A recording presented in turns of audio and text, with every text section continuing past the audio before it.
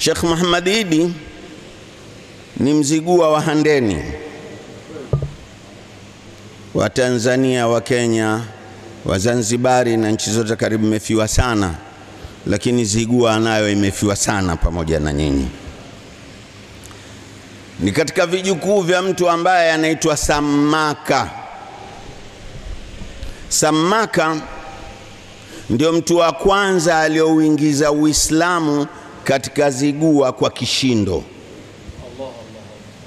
Nimesema kwa kishindo kwa sababu wezekana kuna Wazigua wengine waliowahi kupata kwa namna nyingine kwa Waislamu, lakini kwa kishindo babu yake huyu bwana ndio aliyouingiza Uislamu katika Zigua kwa kishindo, zama kabla ya Mjerumani hajafika.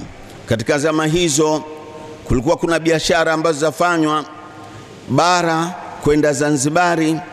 Akatokea mtu mmoja ambaye anaitwa Semdili. Semdili alikuwa ni chifu, akenda kufanya biashara kwa sababu chifu alikuwa anaonana na sultani kule Zanzibar. Lakini alikwenda siku hiyo na mwanae ambaye anaitwa Mweri. Mweri alipokwenda kule akaona watu wanasoma Qur'ani, watoto, akapendezwa kusoma kule kwamba na yeye afanye kama vile. Babaka akamwambia utauzwa kwa mtumwa, wewe mpumbavu. Lakini huyo Semdili akaenda kuzungumza habari hii kwa sultani. Sultani akaelewa jambo, akamwambia nipe mimi, nitamfundisha mimi, hauzwi na yoyote. Mweri akachukuliwa akalelewa kwa sultani mpaka akawa ni shekhe wa dhati. Akarudi Zigua. Aliporudi Zigua akamwambia baba yake Semdili asilimu. Baba akasema sisilimishwe na mtoto, lakini akajua kwamba yeye ni kiongozi mkubwa, ataweza kuuingiza Uislamu. Akatoroka ikulu, akenda akaueneza Uislamu katika ardhi ya Zigua. Na nikisema Zigua jamani, muijue ilikuwa na upana gani. Bagamoyo iko humo humo, Pangani iko humo humo, nenda mpaka kila ambaye lugha zinafanana, mpaka kwa Ruguru, nenda mpaka huko nani, zote hizo ni katika ardhi ambazo zilikuwa zikitawaliwa na yeye. Akawaingiza katika Uislamu.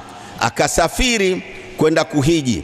Aliporudi kuhiji akakuta mtoto kazaliwa.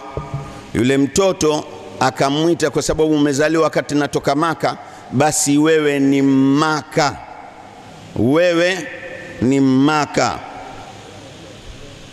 Kwa Kizigua ukiwa na mtoto wewe kama anaitwa Hasani, basi wewe utaitwa Sahasani, yani baba yake Hasani.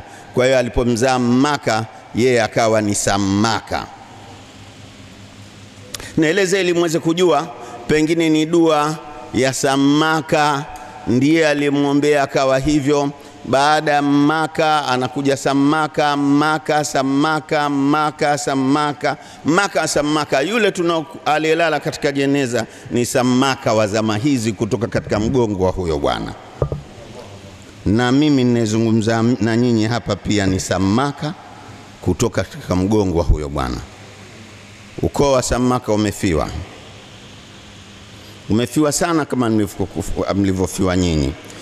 Bwana huyu, kuna kitu kimoja ambacho mimi natangazika nacho kidogo kwa wale wanaojua kwamba ule bwana anakwenda vijijini kwa Masai kwa kufanya nini. Siku fikra hii nazaliwa, nilikuwa na Sheikh Muhammad Idi katika Radio Abud. Tulipozungumza ndio ikatokea fikra kufanya hivyo.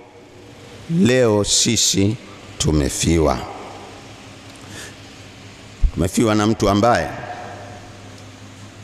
siku zote alikuwa kama msemo unavyosema, walijiddi awqatun walilhazali mithluha walakinna awqati ila aljiddi amyalu. Yeye katika jiddi na umadhubuti na mapambano alikuwa madhubuti sana.